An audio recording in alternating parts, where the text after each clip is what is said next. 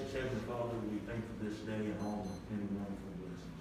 We thank you once again for giving us the opportunity to come out and serve our community. Lord, we pray we do everything that's in accordance with thy will. We pray for our country and the men and women that serve it, especially the ones that are born soul, the ones that are fighting for the country. You put your hand around them, bring them back home safe and sound. We pray for the leaders of the country that they will always look to thee for wisdom and guidance. We pray for the sick, especially the ones that we know be thy will, Lord. We pray that you put your healing hand upon them. Pray for the families that have lost loved ones, that you can comfort them as only you know how. Lord, we pray for our country in this pandemic as it starts to rear its ugly head again. Pray that you give our doctors and our scientists the knowledge that it takes to make everyone safe and sound. Forgive us of our sins. Christ, we pray. Amen. Chief Dow, will you lead us in the prayer of allegiance, please? I pledge allegiance to the flag of the United States of America and to the republic for which it stands, one nation, under God, indivisible, with liberty and justice for all.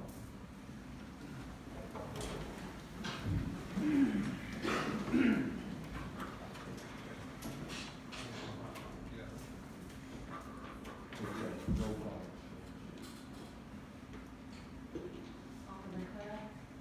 Present. Alderman Coleman. Present. Alderman Bennett. Present. Alderman Dodson. Present. Alderman Langford. Present. Alderman Speck. I would expect some of the weather tonight and not going to be able to make it. I need a motion to approve the minutes of last month's meeting, please. Motion approved. Motion made by Mayor Ken Dodson, is there a second? Second by Alderman Rex Dale. Any discussion? All for the motion, let them say aye. Aye. Opposed, like sign. Passed. Additions or deletions to the agenda. I have item number 10, that instead of Ms. Teresa Key, that would be Ms. Beth Robbins. Beth Robbins. Robbins, Yes. and that's, Yes, Steve, Beth Robbins. I'm sorry, is that? Instead of hire Teresa Key, Oh, that okay. would be, somebody change that. Yeah. And then we have anything else to add or delete. So hearing no others, I just need a motion to add that name to the So moved. motion made by Alderman Kelly Collins, Second.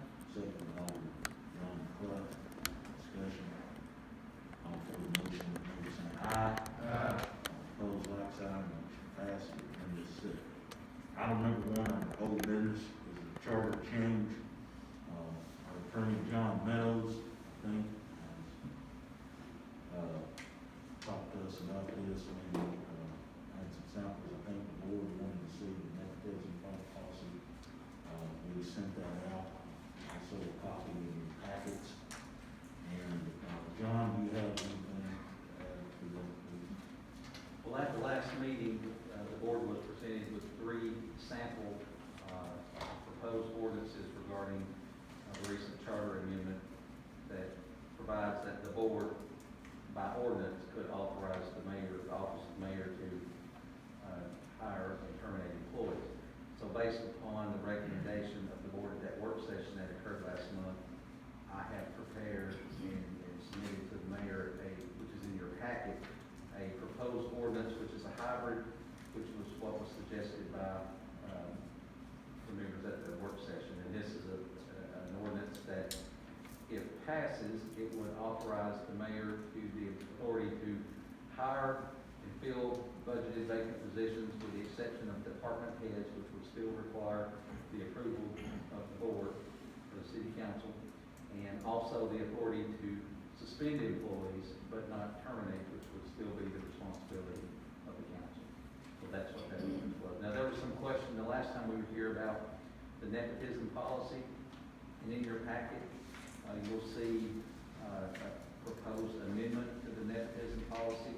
And the only difference between that and the existing policy that we have is that it defines relationship, what that entails. And based upon the language, and I've run all this by our legal folks at MCAS as well, and they agree that that change needs to be made, to clearly define what a relationship is. Thank you, Mr. Meadows. So, yes, sir. Go ahead.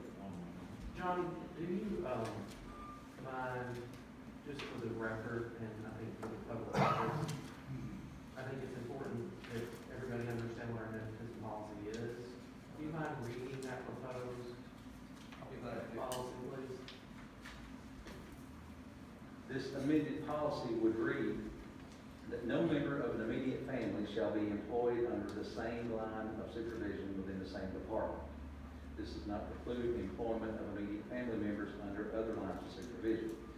Immediate family shall include the following relatives of the employee: children, stepchildren, parent, step-parent, sibling, step-sibling, spouse, in-laws, as well as domestic partners or other persons living in the same household with an employee. If a personal, romantic, or intimate relationship is established between two or more employees post-hire, it is the responsibility and obligation of the employee involved to disclose the existence of the relationship to the department head and mayor. When a conflict or potential conflict arises due to the relationship affecting employment, the town reserves the right to make any and all employment decisions in the best interest of the town of Livingston. It is noted that the town of Livingston is an at-will employer, and the town may terminate employees at any time with or without cause. Thank you, sir. Yeah, we will need to, first would be the ordinance,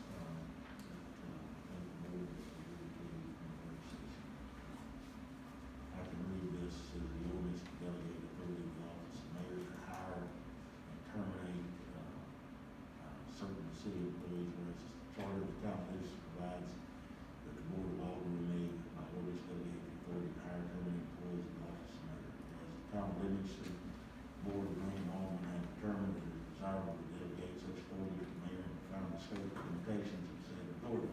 Now therefore be ordained that the town of mayor and alderman as follows: the mayor of the town of Livingston shall have the authority to hire employees for budgeted and open positions, with the exception of department head supervisors, which shall require approval of the board of aldermen. The mayor shall also have the authority to suspend any employee in the town of Livingston, and any employee without the approval of the board of aldermen.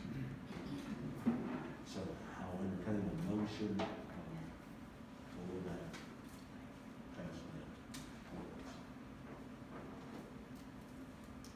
Motion approved. Motion made by Vice Mayor Ken Dodson. Second. Second by Alderman John Clough. Any discussion? Everybody knows how I feel about this situation. I just do want to know or make it aware that, this board is responsible for every employee that works for the city of Livingston. And I think it's our job to do the hiring and firing. So, for whatever it's worth, that's it. Thank you. Alderman Langford, roll call vote, Ms. Wilson. I have a comment. Okay.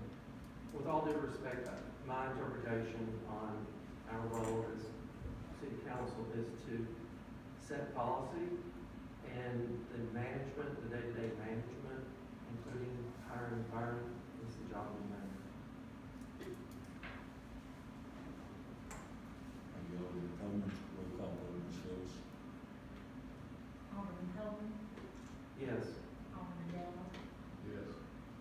Vice Mayor Dotson, Yes. Alderman Langford, No. Alderman Clough, Yes. motion passed. Motion passed. Also,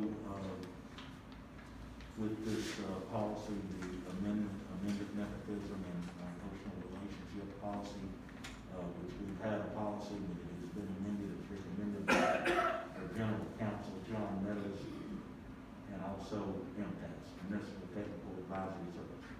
So there a motion to approve the amended nepotism and personal relationship policy? So moved. Motion made by Alderman Rexdale, is there a second? Second. Second by Alderman Kelly Combs. Discussion. Roll call vote, Ms. Phillips. Alderman Doyle, Yes. Vice Mayor Dotson, Yes. Alderman Langford, No. Alderman Clough, Yes. Alderman Taylor, Yes. Motion passed. Item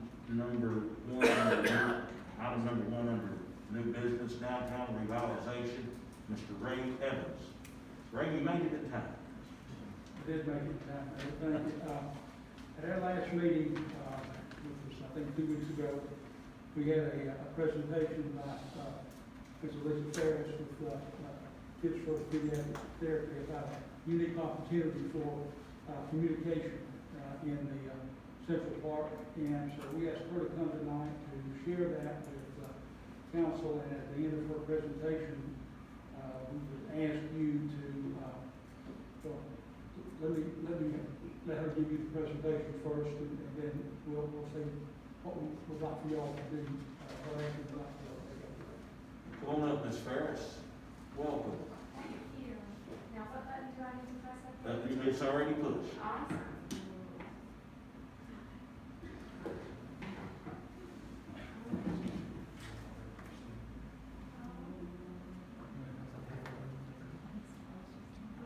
We're supposed to have. I'll hold it. Please do.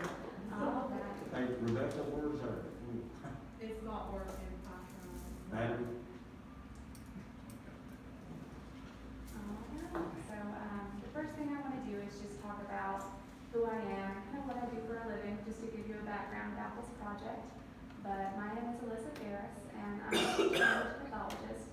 So my job is to prevent, assess, diagnose, and treat speech, language, social communication, or cognitive communication, and swallowing disorders in children and adults. So I went to Livingston Academy, and then I continued my education at MTSU, and then received a master's at ETSU. And then I have experience working with the geriatric population, but I primarily work with the pediatric population. And my areas of interest include augmentative and alternative communication, which is what we're going to focus on tonight. But I just wanted to mention hearing loss, childhood apraxia of speech, and some neurological disorders. But to understand this project, we first have to talk about what augmentative and alternative communication is. So communication is a huge part of our life, and for many, the ability to speak verbally can easily be taken for granted. Individuals with severe communication impairments have difficulty with certain aspects of life, including daily activities, independence, and self-perception. And when those who are nonverbal experience difficulty communicating with others, people may think that they're not intelligent, or they're not comprehending conversations, or even unable to make decisions for their own. And it's time that we as Overton County break that stigma and understand what inclusion really means. With the use of augmentative and alternative communication, people can have the ability to communicate and express themselves with their friends, family, and other people, all while feeling included. And one way to do this is through a communication board. So who uses AAC? Individuals who use AAC have severe expressive communication disorders that are characterized by impairments in speech, language, reading, and writing.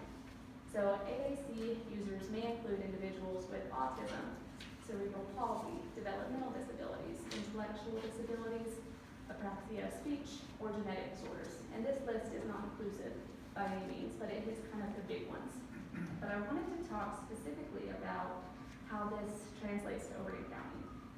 So autism affects 1 of 54 individuals, and then that's roughly 412 in Overton County.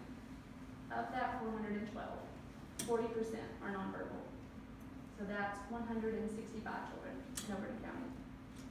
Cerebral palsy is 1 in 325 diagnosed in the U.S. That's 88 in Overton County. Intellectual disabilities is 6.9% of the population. That's 1 1,555 individuals within Liberty County. Of that 1,555, 40 to 50% have speech and language impairments. So that's 622 individuals in Liberty County. And then childhood apraxia of speech is 1%, so about 250. So in total, that's 1,225 individuals within Overton County who may be experiencing a severe expressive communication disorder. Sorry, I'm trying to navigate two devices here, so bear with me. I want to talk a little bit about how a miscommunication while playing can occur in children. So communication is vital to connecting with others, and that's how we build relationships and grow. We do it 24 hours a day. Most people who use AAC experience significant difficulties and have a lot less opportunities to communicate. When people who use AAC do interact with us, natural speakers, the natural speakers tend to control the conversation topics and the turn taking, and we may not realize that they have something to say. So it's confusion for us, and then it leads to frustration for the AAC user. So I want to give just a little bit of an example. So imagine you're a child and you're at the Livingston Central Park, and someone says, "Where do you want to play?"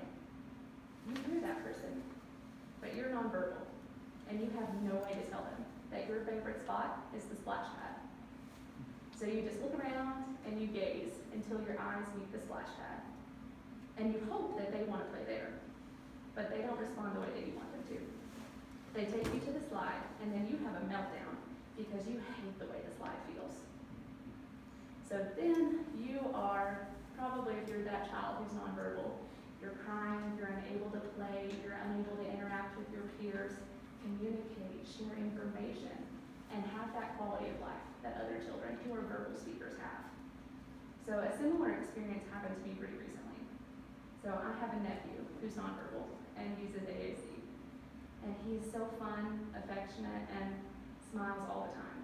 And I always assumed that he wanted to go and play on the splash pad because he loved it. He liked the way that the water feels.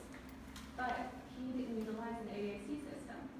And one day, he didn't want to go to the splash pad first. And he really, really wanted to go bang on those drums. And he had no way of telling me. So I pulled out my phone and took pictures of all of the equipment we have to offer at Overton County. And through that, he was able to tell me what he wanted to do. Not what I thought he wanted to do, because my assumption was wrong, but we got to do what he wanted to do. So why is this important for the Livingston Central Park? I really want our community to find that power of communication and raise awareness about different ways people can communicate. And I hope this board doesn't only aid in communication for those who need it, but also serves as a learning experience for those who may not be familiar with AAC. And it's crucial that we educate others to ensure that we create a community of acceptance and understanding. So by providing this opportunity for children to learn from one another and interact with those who communicate in a new, unique way, we teach them a valuable life lesson on acceptance. So this project is aimed to decrease language barriers, raise awareness about different communication modalities, and promote inclusion within our community. And it's my personal goal that this communication board doesn't stop here, but also goes to other areas outside of Livingston Central Park. All of our schools could benefit from a communication board on their playground. Here is just an example of a communication board that I helped develop in Knoxville. Ours would be a little bit bigger just because our playground has more on it. But I have already requested permission to use symbols from Toby Dynavox, and I received that acceptance last week. So we have access to symbols that we need now. And then I have already taken the pictures that I have to put on there, and I can develop a rough draft for approval if you guys give me the go-ahead today. And then as far as funding for the board, Kids First Pediatric Therapy would really like to sponsor the board and pay for it. But we are not able to install that board, so we would appreciate some help for installation. And that is the end of me. Do you guys have any questions? Yeah, I've got a question. When you say you couldn't, install that board, how come?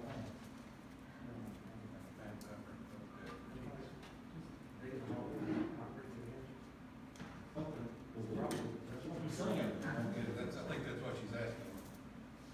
if you guys could donate, the labor to Oh, the install. labor, okay, I thought it was, okay, yeah, all right, yeah. It's just very heavy. Yeah, no problem, no problem, I was just, okay, I misunderstood I you, think we so. need a board up here. Yeah.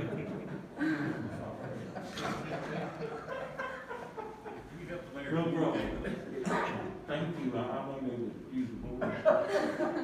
Anyway, this is great, and I'm glad that you have brought this to us, that way that, every, child, kid, anyone who wants to participate in the park can, be able to utilize this to kind of help explain exactly what it is. So, we'll be glad to help you with it. I don't think I have to have no approval on that as far as the maintenance.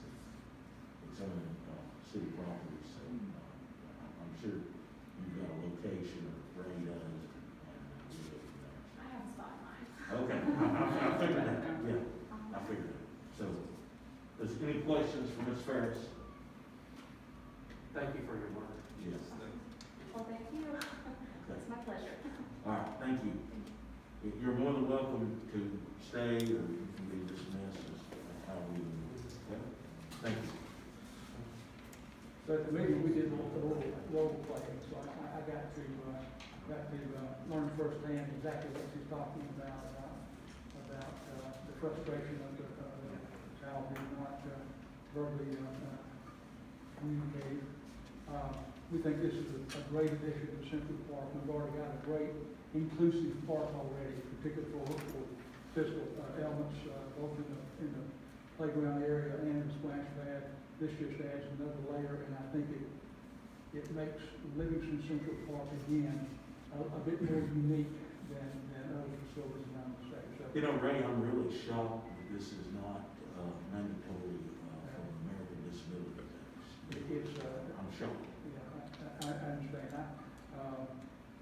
I think it's a beautiful addition to what we already have. Glad that the board does the same. So I've got a few other agenda items quickly on the sidewalk project. Main and Broad, we're down to one last comment with DDOT's regional traffic engineer. We're sorting that out. Hope to have that resolved in the next day or two. And then our consultants will be able to finalize their construction plans and move forward bidding and construction here fairly shortly. On the Courthouse Square project, we're in sort of that slow period. The consultants are tweaking the site plan. The one you see here on your right. And then the historical consultant will take that site plan and do all the historic analysis that's necessary to go through the legal process there. So that's where we are with that. We're still quite a ways away from talking about construction on that project. So recall I'm going to switch now to the facade improvement grant program. Recall that several months ago, I think in April and May, you all authorized us to award 2 grants with a maximum amount of $12,500 for significant improvement in storefronts. And in the first round of applications, we thought that only one of those met the criteria, and that was in fact awarded. So we still have $12,500 in the pot, so to speak. So a few weeks ago, we met with almost all the property owners on South Church Street. Gave them a presentation on what the grant was and as important what the grant was not. And had a great response. So we're about to re-advertise, if you will, the second round, we'll call it, of this grant opportunity, and hope that one or more of those property owners on South Church will apply for the grant. Already feel fairly certain that at least one, if not 2 or 3, will in fact apply. We're not going to limit it to South Church, but we are emphasizing, I guess, the opportunities along South Church. Mayor, what am I forgetting that was on the list that I sent you earlier? I've got, update T-Dot sidewalk project, update T-Dot courthouse project, recommended expenditures not to exceed $20,000 Yeah. for lighting on Main Street, and then update Shannon. Okay, so, the issue about lighting in the, Main Street parking lot, when that parking lot was designed, street lighting was that, or site lighting was actually designed as part of that project, but never installed. There's conduit that's underground, ready to place cable in and put up street lights, or, site lighting, but it was never installed.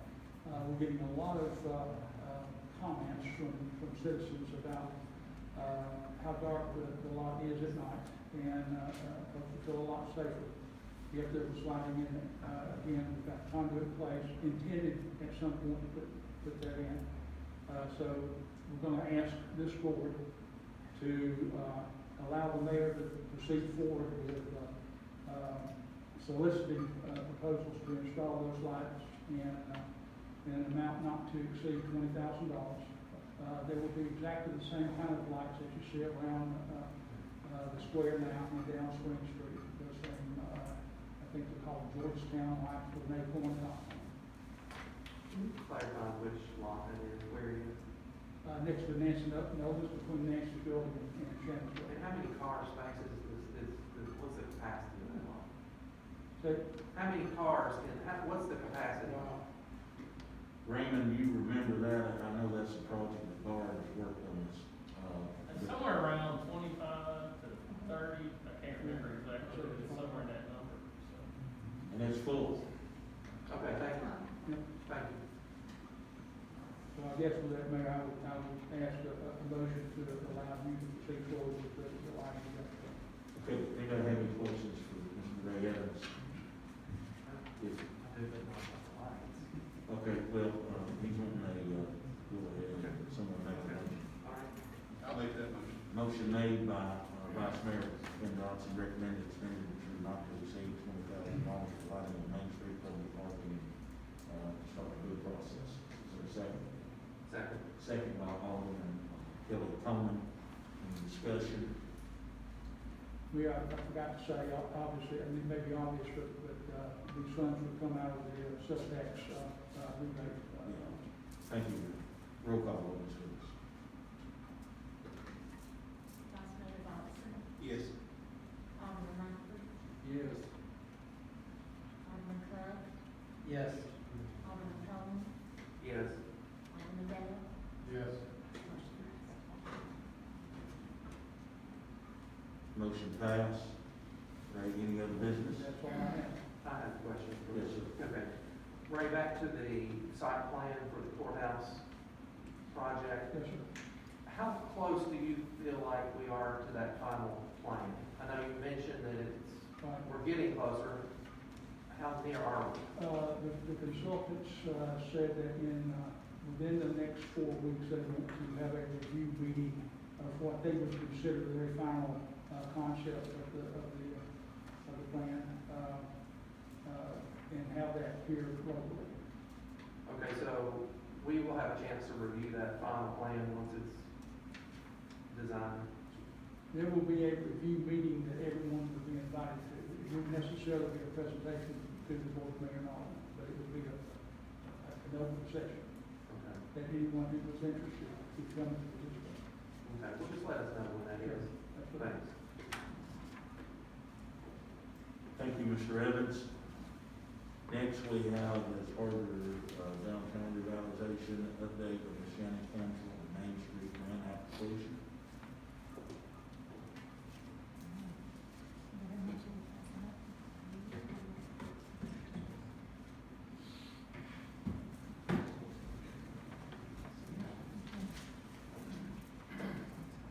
Okay, the Main Street Livingston Board, we recently applied for a downtown improvement grant in the amount of $150,000. This grant would be offered to our businesses in the Main Street area, which is from the Triangle at West Main, there in front of Exit, to the Triangle on East Main behind the Chamber. And that also includes the downtown revitalization area. Eligible projects will include facade improvements such as signage, painting, awnings, lighting, windows, doors, and entryways. It can also include gateway improvements such as physical improvements, including landscaping and signage at the gateway to downtown, streetscape improvements, courtyard improvements in the downtown area, as well as wayfinding signage. So they've opened this grant up with a few additional things that can be purchased. The grant will require a 25% match. And we applied for this grant last Friday with the help of UCDD.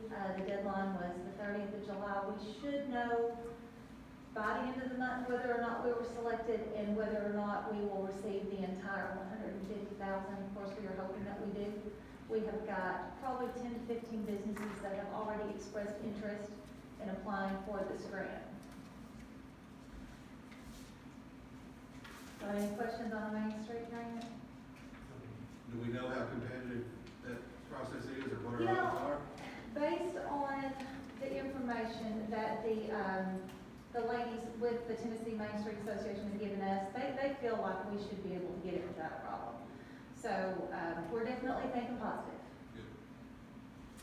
And then the TVA Community Innovation Academy, this really doesn't have anything to do with downtown, but this is something that the chamber and the city and the county has recently become involved in. We received this opportunity from the TVA earlier this year. And after discussing this with the city mayor and the county mayor, we decided that this would be a great opportunity for our community, so we applied for this opportunity, and we were selected as one of the 8 communities in the TVA coverage area to participate in this program. So, just a little bit about this program. It is designed to assist Tennessee Valley communities in solving complex community problems by activating innovation elements critical to building more resilient and sustainable communities.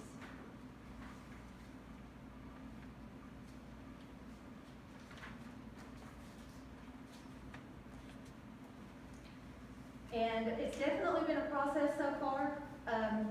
We have been, and when I say we, me and both of the mayors, we've been participating in interactive work sessions, completing community innovation assignments that uncover local challenges and recognize innovative solutions to create, grow, and support shared community prosperity. We create a community innovation A-team to work alongside community champions on this initiative. This group has been identified. We are working on contacting them throughout the week. And in the end, we participate in a community pitch event. This pitch consists of an identified problem in our community and a plan of action to reach a solution. The participating communities there are as follows. Each community has a 3-person team, and of course that team has the community A team working alongside them to help them through the process to develop a plan of action for the problem that is established. Now, we have been working on this, Ben Curtis and I have been working on this problem statement for probably a month now to determine exactly what direction we need to take where this academy is concerned. And this is our problem statement. So our community A team will be working on a pitch to give the TVA at the end of October that will hopefully solve this problem. So our problem statement: as a growing rural community on the outskirts of a micropolitan area, we are experiencing a significant amount of sales tax leakage. The lost revenue due to this leakage matters because it impacts our ability to increase the quality of life for our citizens in Livingston and Overton County. According to Esri's most current data regarding retail leakage in Overton County, there is a retail gap opportunity of $92,051,252 as of 2017. And that is over the course of a year. These funds could be of instrumental use in our community. What would it look like if we were able to close this gap and more people spent their money locally, and what steps need to be taken to get there? So, The three of us, along with this team that we have established, will be working toward a plan of action to help our community solve this problem.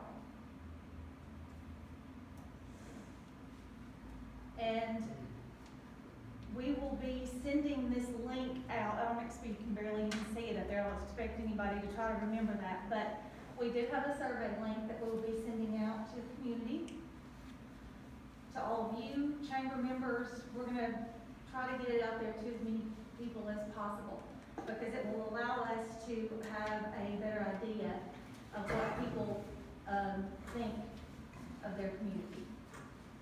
And it consists of some basic questions about how creative is your community, with maybe 10 questions where creativity is concerned. Then there'll be some additional questions about collaboration and how your community cultivates talent. So it's going to be interesting to see the different demographics come in and what their responses to this survey is going to be. So we're really excited about the opportunity to do this, and I have to say, I mean, we've been in it for about a month and a half now, and it's been very eye-opening to me, and we've learned a lot so far.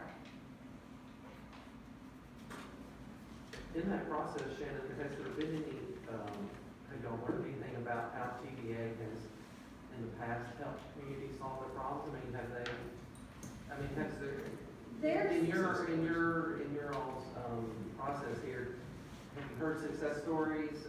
Are there real problems getting solved in Yes. this program? There is. So this is the second year that they've done this. They had their first round last year, and of course with 2020 and the pandemic being the way it was, a lot of the original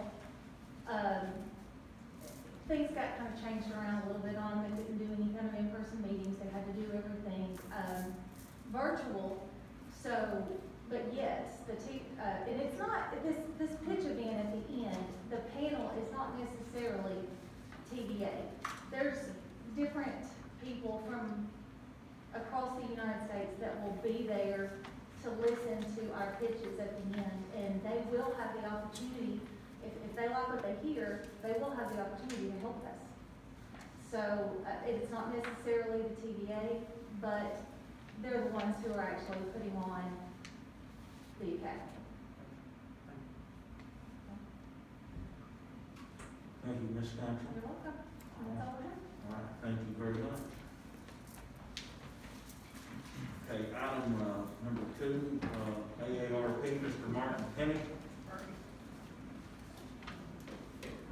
Thank you very much. My name is Martin Penny. I'm the Advocacy Director and also lead our age-friendly community network across the state of Tennessee. And I'm also an AARP member, if you're asking. That's because employees get to be AARP members. I want to let you know that you are an age-friendly community as of May of 2018. And well deserved. Your Central Park is outstanding because it brings into a lot of the things that AARP local communities ask for, which is outdoor connectivity, health, additional things that we push for is really just around community. And I think that part really signifies what we're talking about with age-friendly communities, because it takes into account all ages.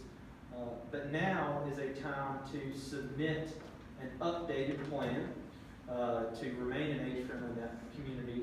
And with that age-friendly community, what you're getting is the ability to share that AARP symbol, but also we have experts in DC that you can always call on. Mayor Hayes knows how to get a hold of me, of course, and I can connect those individuals with you. Access to grant money, which is very important, obviously. In addition, we have volunteers all across the community. We love to engage volunteers with our elected officials. And so I wanted to take you into this next part of the plan, and that is Mayor Hayes and I spoke briefly, a little more than briefly, about the need for housing for all ages. Specifically, we call it universal housing. This is that one-story housing a lot of times where folks who are older, might have a little bit more difficulty moving around, are easily able to access, and allowing folks to do what many Tennesseans are continuing to say, which is age in place and age at home. And so, as part of the plan that we're going to be looking to do, there is an outline. I actually printed it out, and I can share with Mayor Hayes, but this is one I'm using for the city of Memphis. All cities are very, very different. Some plans are 300 pages, some plans are 10 pages, because some have a few more resources than others. But sometimes a 10-page plan is better than a 300-page plan. What we're looking to do in this plan is to outline some of those housing for all ages issues that we're looking at. So we're really looking at the universal housing, what are our goals, how do we look to measure what we're achieving, and ultimately achieve that. And to do that, as part of that, that it's as simple as submitting a Word document with that plan to our national director, and it can go through me to get to that individual.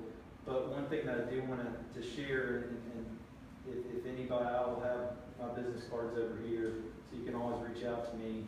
If there are any individuals in the community, specifically in the 50 and over range, that you feel would be good to assist in helping to promote specifically this housing for all ages, we would love to have you involved and engaged, and I'd be happy to connect with you or that individual. So the deadline for this plan to go in to be submitted is September. I think we've got plenty of time to do that. I don't think we're drafting War and Peace here. So I think we're in a good place to make it happen. And again, I'm always open for questions, suggestions. I'll have my card over here. And with that, I thank you for allowing me to be here tonight. Thank you, Mr. Penny. I look forward to working with you. That is the problem that we have in our community. And I'm proud to be Livingston, be part of a livable community that's recognized in AARP. I'm also excited to get to work on talk about universal housing and how that can benefit folks here in Livingston. Thank you. Yes, sir. Item number 3 is flood mitigation update. Ms. Rebecca Clayton.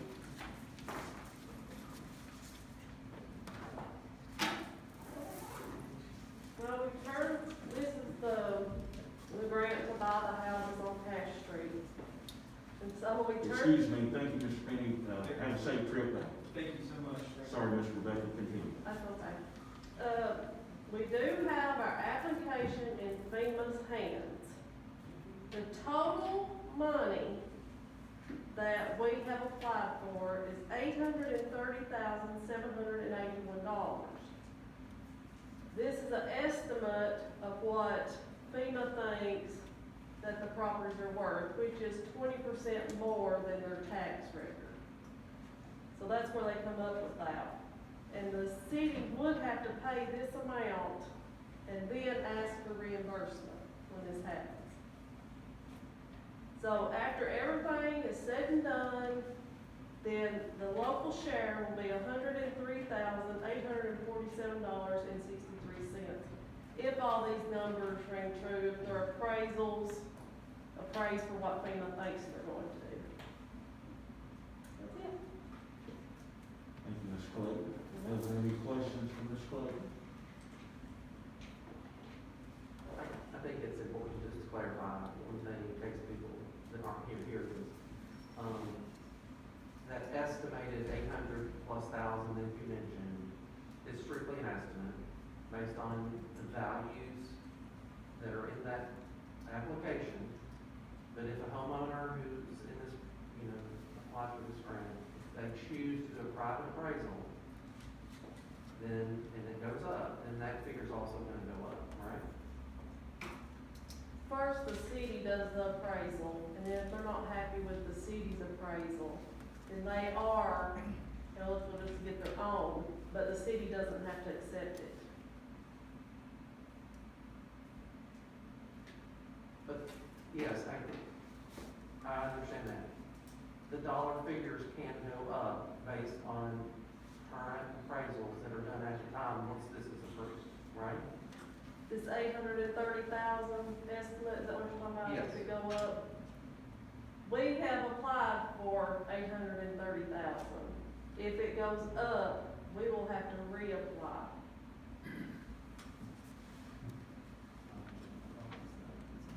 Is this just restricted to houses on Cash Street, or is it to everybody that was affected by the flood?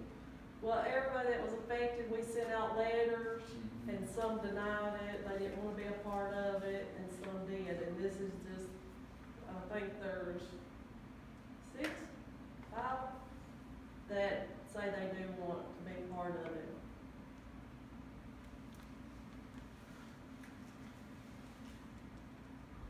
Answer your questions, David, yes, this is, the whole entire area of Chosen Valley, yes. No, it's not. Any other questions for Ms. Clayton? Thank you, Ms. Clayton. Item, number 4, open burn ordinance, Mr. John Meadows and Chief Rocky Dow.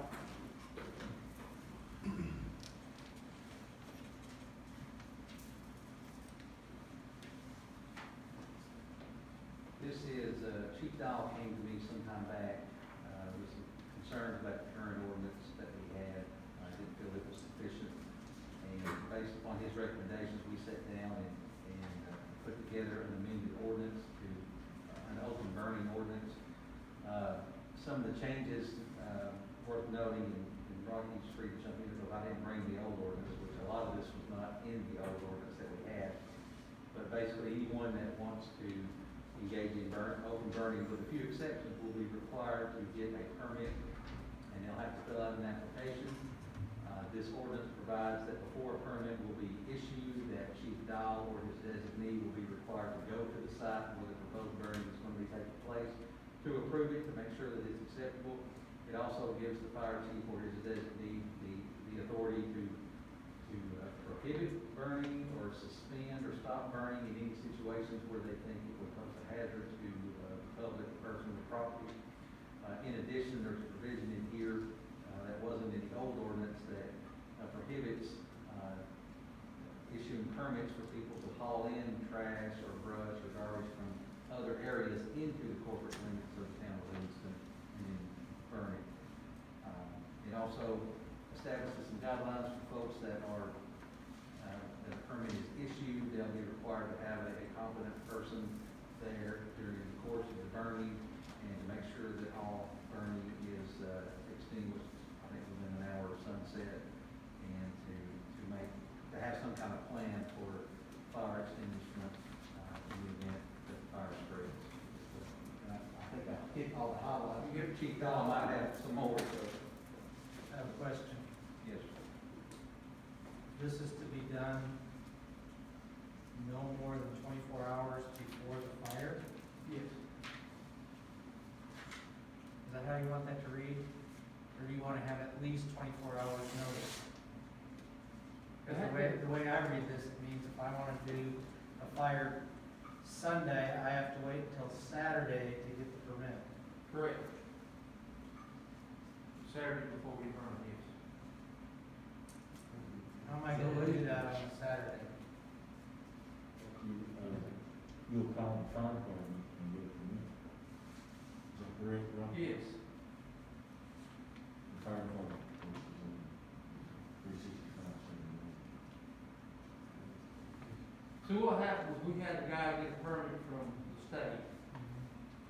He burnt 2 mobile homes, burnt the city gas line up, and he had a permit from the state to burn it. Well, they didn't inspect it, they didn't know what he was burning. And we've had several other instances where they burnt aqua water, they were burning trash. I understand the reason for doing this completely, but what I don't understand is that you want this to happen within 24 hours of when I want to do my burn. Yes. And you guys will have time to come up and look at it. You know, we're there 7 days a week, 24 hours a day. I think what he said is, wouldn't you appreciate it if you knew it more than 24? This says that you can't notify you more than 24, that it has to be within. Wouldn't you like That's to what do 2 days?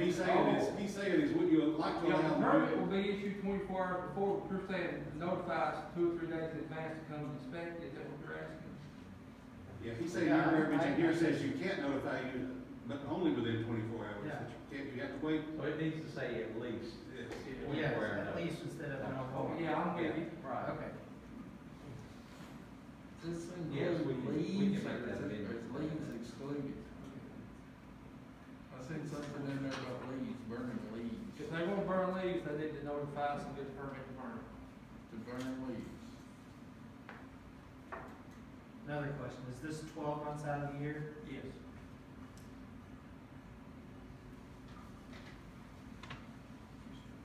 Regardless of size of the pipe. I don't think there was a size. Well,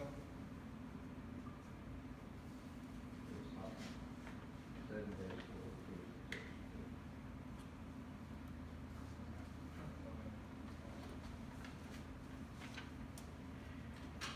So, if you wanna burn a leaf pile that's, you know, we'll say, I don't know, a cubic yard of leaves or whatever, I need to call you to get a permit, you're gonna come and inspect my leaf pile, and then I can burn my leaves, is that right? Yes, that's what. Okay, so, you're gonna be awfully busy, right?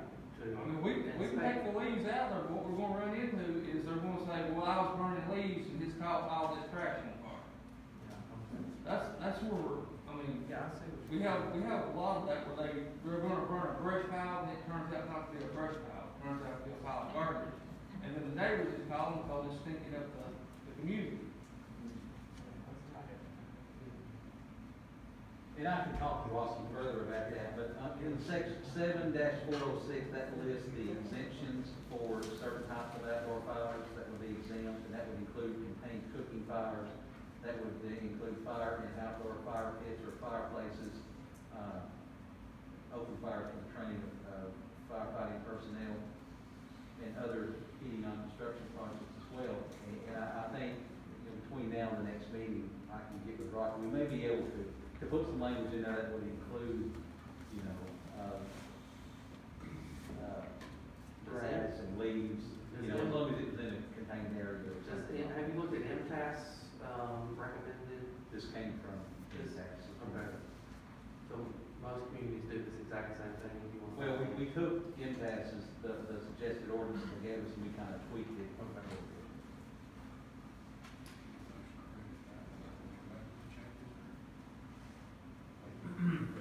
We can go ahead and make a motion tonight and approve this.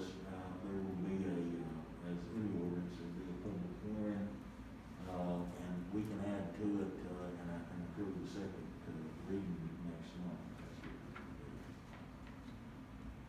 So, that's what the board wants to do. So we can still make changes as Yes. the second reads. Motion approved. Motion made by Vice Mayor Ken Dodson, to, pass this ordinance number 2021-8-1, open burning ordinance. Is there a second? Is there a second on the ordinance?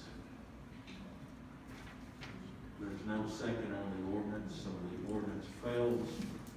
So we'll go to the next item. So I guess some guidance here, Chief, is that, you might want to take a look at it, and, see what changes, need to be made. It appears timing, of the incident, some verbiage on that, and I guess we'll, see exactly what you can and can't burn.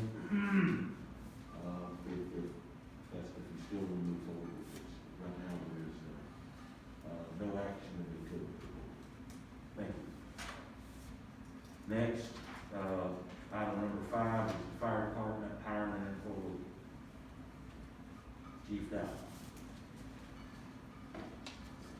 Yes, we requested to hire, Travis Murphy to replace Kyle Ledbetter, who quit, about 2 weeks ago. Travis has been with the volunteers for several years now. He did apply last time when we hired and, was not successful, but he wishes to see the board this time. Make a motion to hire Mr. Murphy, put him on the payroll. He's, actually a fire chief at one of the other departments. He's been a fireman for a lot of years. I've worked with him quite a bit myself. He's an excellent man. Motion made by Alderman David Langford, is there a second? Second by Alderman Rex Dale, any discussion? Yes. Why did the other fireman resign? More money. To what community? He went to road construction. Oh, okay, so he left the fire. Yeah, he went to road construction. Okay, thank you.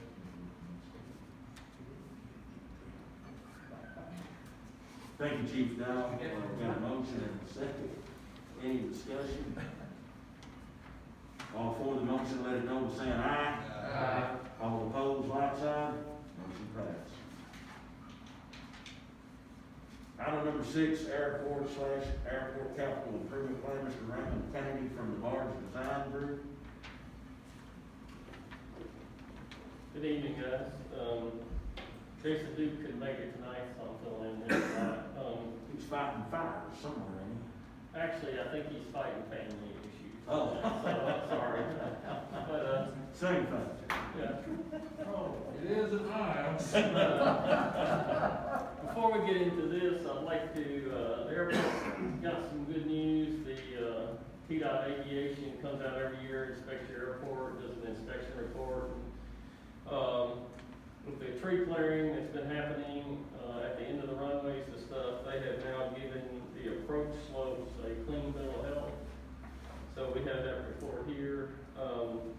They've also hired a firm to come out and inspect every airport in the state of Tennessee on their pavement condition.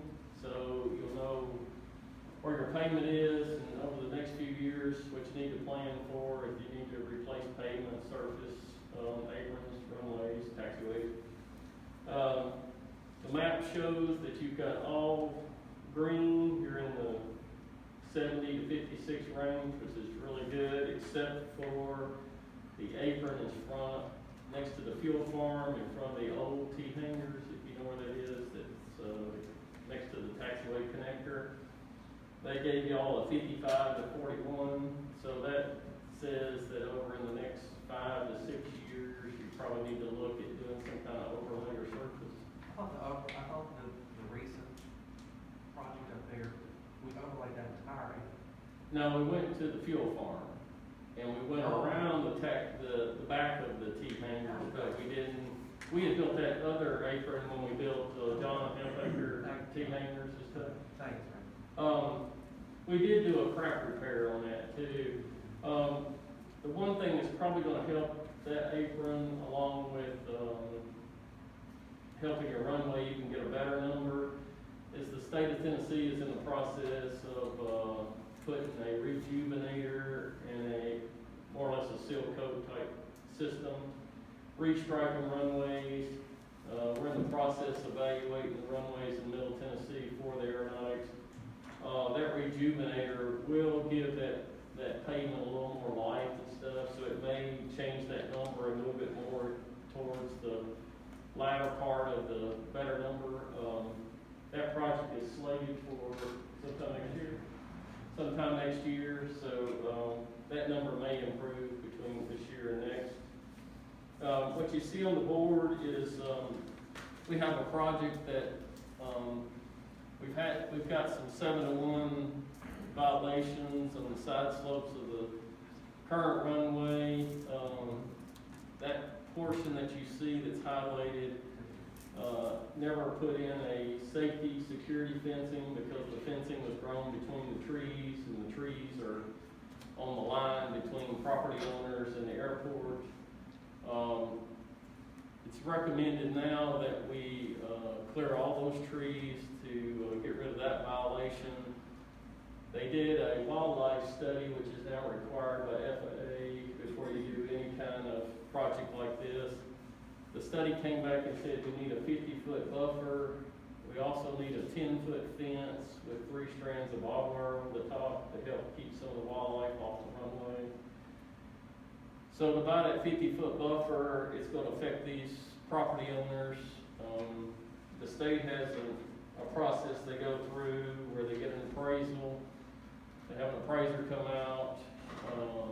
We've talked to John Meadows. John will do a property search to make sure the titles are who we think they are as it shows on the property maps currently. They'll come out and do an appraisal, then there's a second appraiser that reviews the first appraiser. And then once that's established, then there's a dollar value put to that.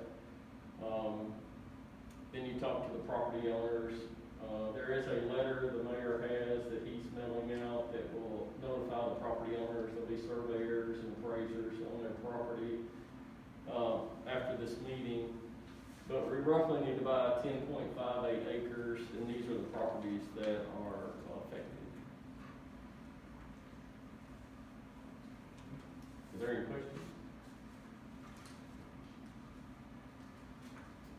Any questions for Mr. Kennedy? Okay, I don't think that takes any action. Thank you for the update, Mr. Kennedy.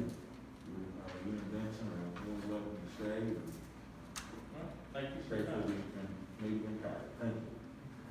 Next, item number 7, property maintenance update, Mr. Christian Mansell. Have a safe trip, folks. Good evening, folks. This is an update on our property maintenance, which was started March 4th, 2019.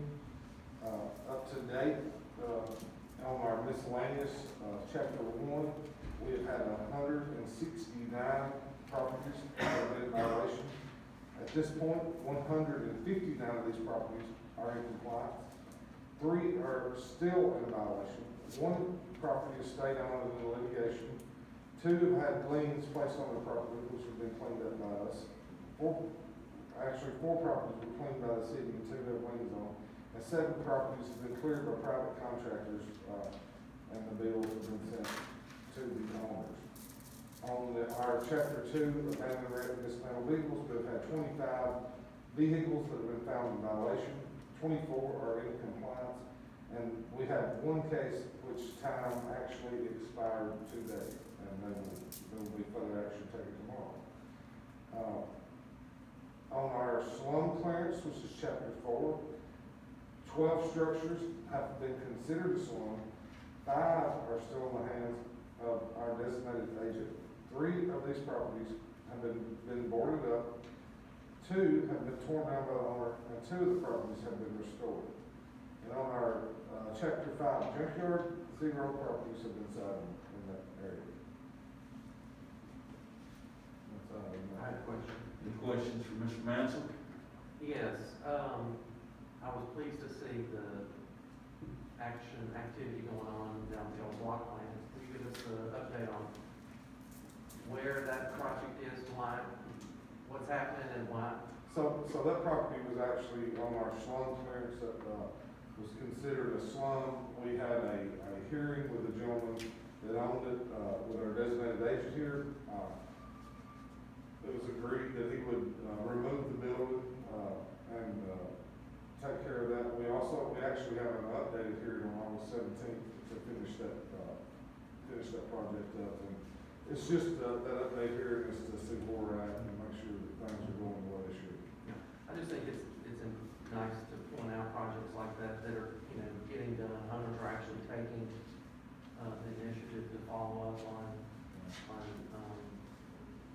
things that have been, properties like that have been sitting in basically almost ruins for years and years and years. It helps, it's cleaning up, it's part of cleaning up the town. And if it weren't for this and the work that you do, we wouldn't be seeing successes like that. Well, I know a lot of people would like to see things go a lot faster and as well as I would as well. But, it takes time, but we are making some real improvements. Okay, and thank you. Has there been a recent hearing with the owner of the old co-op building? I know that was slated.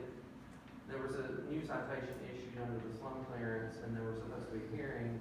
What's the update? that hearing is coming up this month as well. Okay. Okay. We have, I think we have, 3 or 4 on the agenda for our next hearing. One would be that building, another one would be the airport, there's a property on Airport Road that's included in that as well. Thank you, Christian. You're welcome. Would you like to know about it? Oh, yeah. I don't care. Send that. I just look at it. Has anybody thought about putting a handrail or anything down in front of the old block plants? That's pretty common. Where the sidewalk is, and everything, I mean, it's pretty good sized drop there. Yeah, we have talked about that as soon as all the demolition is took place. How far off the sidewalk, David, is that drop? It's pretty close. So, It's pretty close. we have met, with the owners, we have met with the state of Tennessee, of course, that's the city. And of course, the state gave us all those sidewalks back years ago, and we really didn't know it.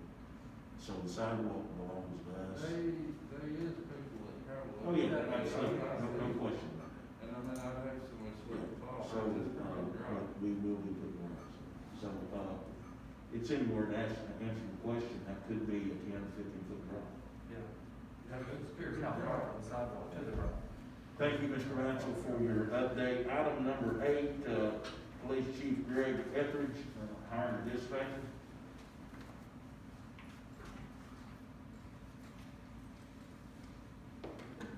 Yes, in this case, we've not had a dispatcher quit. Sergeant Mace, who's been a certified officer ever since I've been at the police department, he moved into dispatch back several years ago, and as many of you may know, we used him on the road to supplement when we had vacancies. He approached us a couple of months ago about wanting to go back to the road full-time. Ashton Smith and I agree that that's a good thing. He's got a lot of experience, a lot of knowledge, he's a good man. So we want to move him back into the patrol division, and that leaves a vacancy for a dispatcher. So I couldn't tell you who it would be. We're still doing some interviews, and I think maybe another week or so, we may have a candidate picked, but as of right now. When we put him back in patrol position, will this make you a full department for patrolling? With the allotted positions I have, as far as patrol officers, yes, sir. So, Chief, you just need permission to go ahead and hire a dispatcher. So that I can transfer him. Make a motion, give the chief authority to hire the dispatcher. Motion made, by Alderman Langford. Is there a second? Second by Alderman Coleman. Any discussion? All for the motion, all saying aye. Aye. All opposed, like sign. Motion passed. Thank you, Chief. I have a question. Yes, go ahead. I had a call today from Logan Carpenter, who indicated that he's submitted his resignation after 17 years of service. What do you think precipitated that? I believe he's made his own decision. I assume if he called you, he may have expressed his to you. He and I talked briefly about it today. We're actually supposed to talk tomorrow about certain things, clearing up some cases and doing things. So he's expanding his opportunities, I suspect. Okay. He said he's going to work at the sheriff's office. That's fine. Okay, all right. Thank you, Chief Etheridge. Item number 9, rezoning ordinance 2021-8-2 and 2021-8-3 would be the, Mr. Kenny Winningham Properties, Mr. Tommy Lee.